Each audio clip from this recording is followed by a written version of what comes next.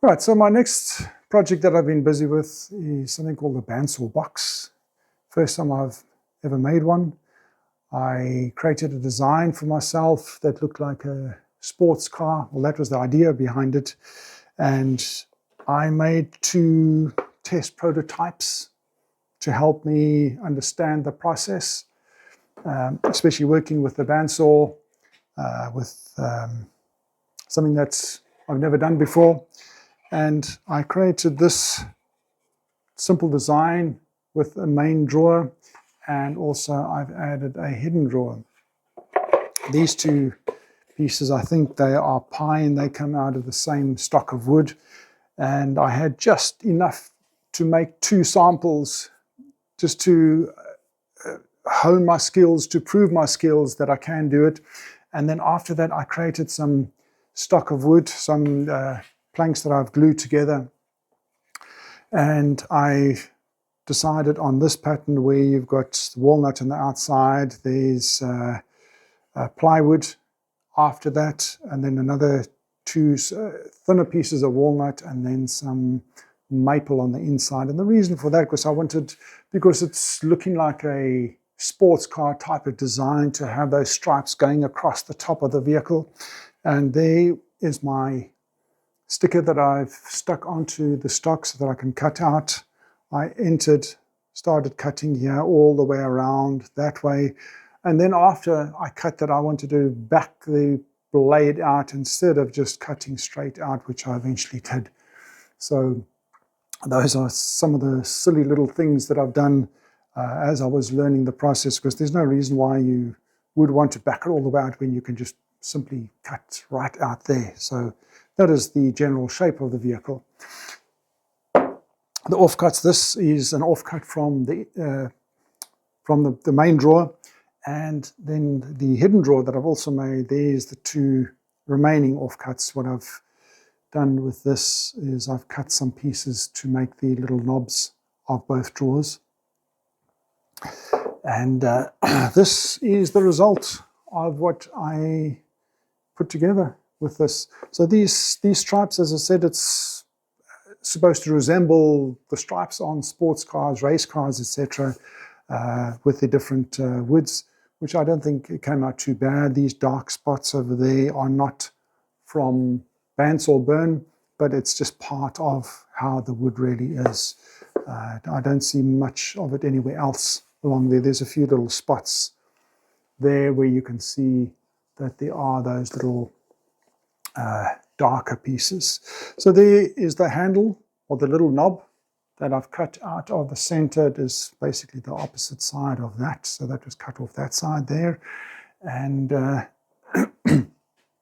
excuse me, this pulls out, and there you can see is the main drawer, and at the opposite end, hidden from view, is the hidden drawer. Well, not hidden anymore.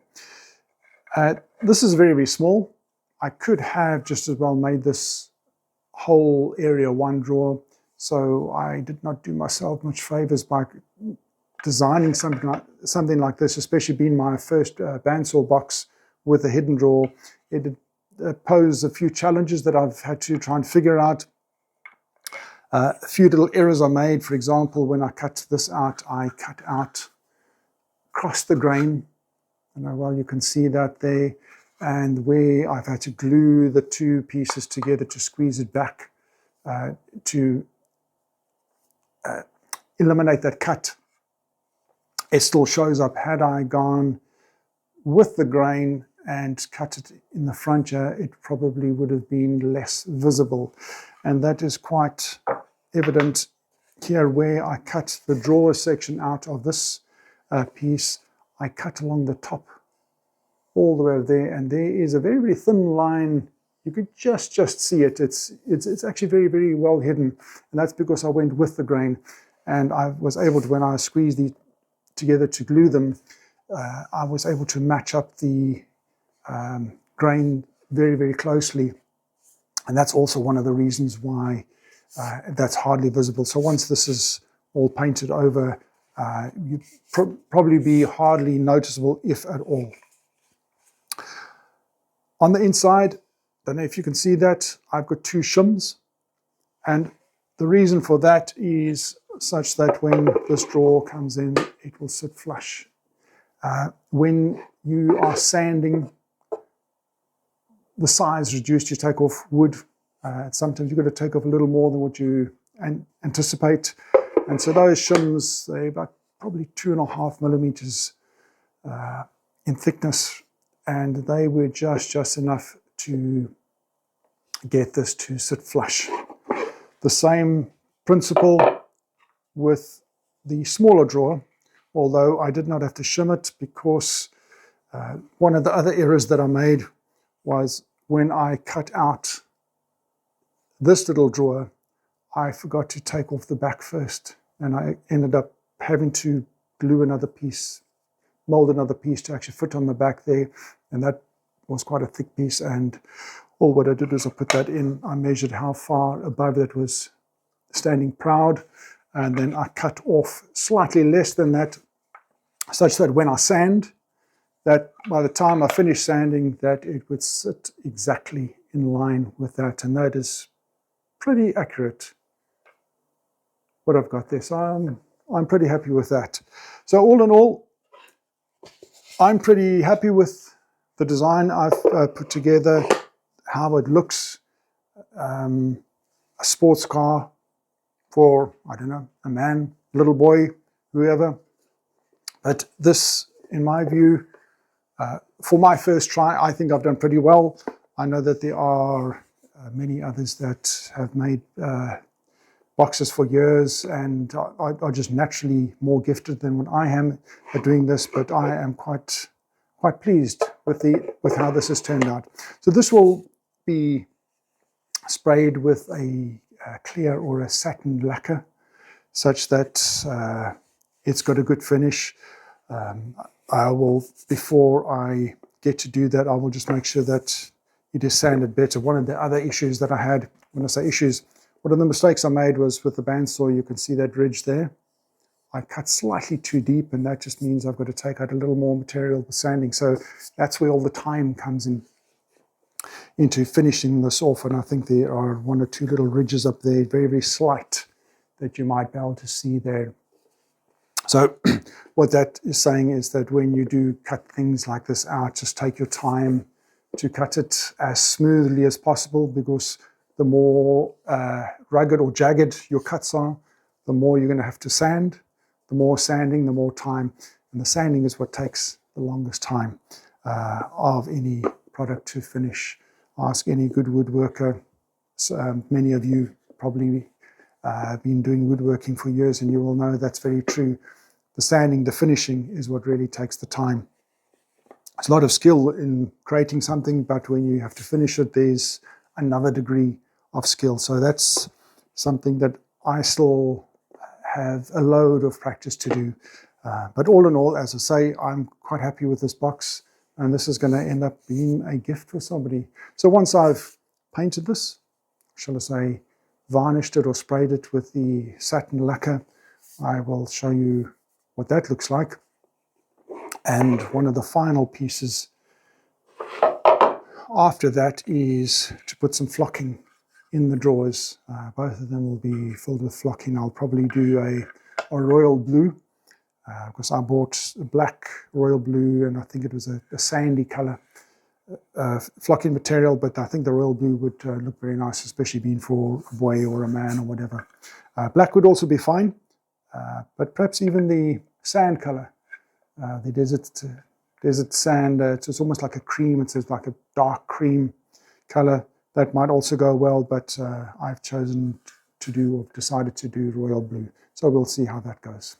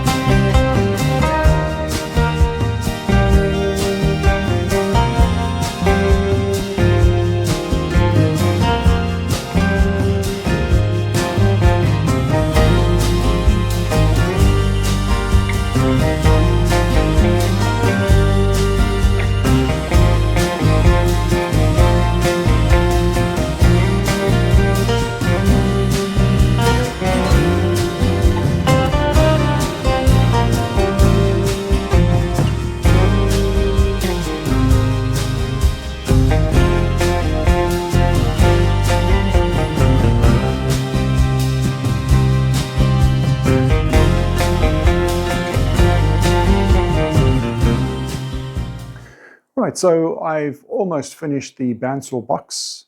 The last stage after painting or spraying it with a lacquer was to do some flocking.